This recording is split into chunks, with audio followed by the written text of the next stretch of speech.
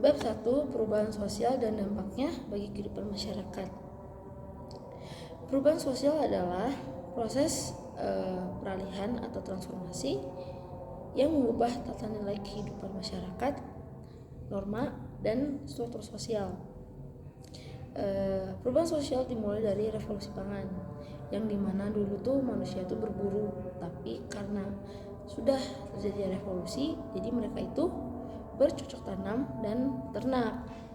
Dan tahap sedenter, tahap dimana manusia itu berpikir dan merenungkan ide-ide atau hal kreatif apa yang bisa mereka lakukan, sehingga muncullah ide kerajinan dan ide seni. Dan ada pembagian kerja itu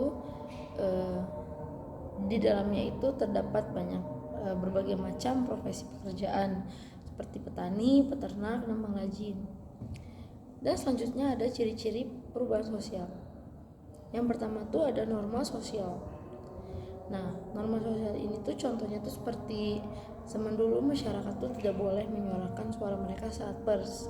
Tapi karena sudah terjadi revolusi, mereka boleh menyuarakan suara mereka di saat pers untuk zaman sekarang.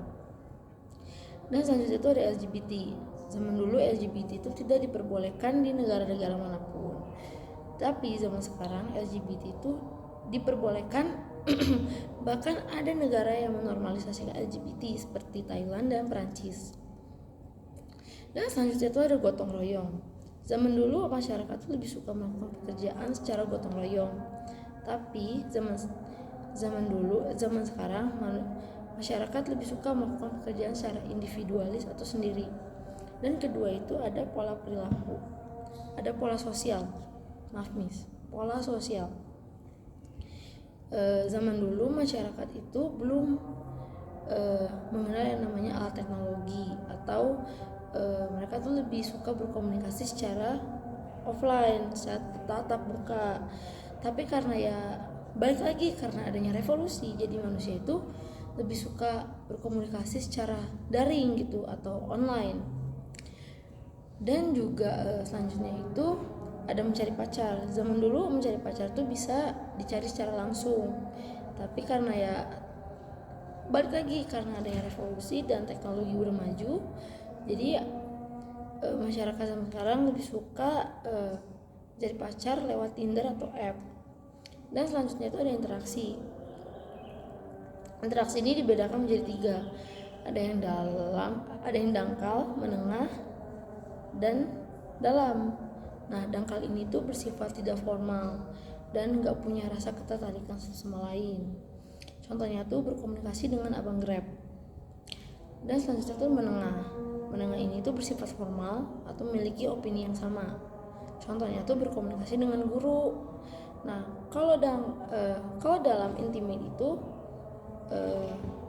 bersifat memiliki rasa emosional dan memiliki pendapat atau opini yang sama, dan interaksi tingkat tinggi dan bersifat formal. Contohnya tuh berkomunikasi dengan orang tua, sahabat, bahkan pacar. Dan yang keempat itu ada pola perilaku sosial. Pada zaman dulu anak-anak itu belum mengenal yang namanya skincare, jadi mereka itu hanya memakai bedak tabur ataupun semacamnya kayak pelembab percantik alami lah gitu. Tapi zaman sekarang anak-anak sudah mengenal yang namanya skincare, mengenal moisturizer, makeup, bahkan sampai serum pun mereka kenal. Dan juga zaman dulu itu anak-anak itu belum mengenal yang namanya TikTok gitu. Tapi zaman sekarang anak-anak mulai mengenal yang namanya TikTok dan lebih suka bermain TikTok daripada bermain permainan tradisional. Dan yang kelima itu ada organisasi sosial, seperti organisasi client change, organisasi HAM yang fungsinya itu untuk melindungi suara-suara manusia. Dan ada organisasi Ara Kartini, yaitu untuk mempertegak suara-suara perempuan. Dan yang selanjutnya, yang terakhir ini ada lembaga sosial. Contoh yang aku ambil itu ada lembaga sekolah. Zaman sekarang sudah sekolah-sekolah sudah menerapkan yang namanya kurikulum, entah itu kurikulum 13 atau kurikulum 13. Nah, yang terakhir ini ada tujuan perubahan sosial itu untuk mengoptimalkan dampak positif dan mencegah atau meminimalisir terjadinya dampak negatif.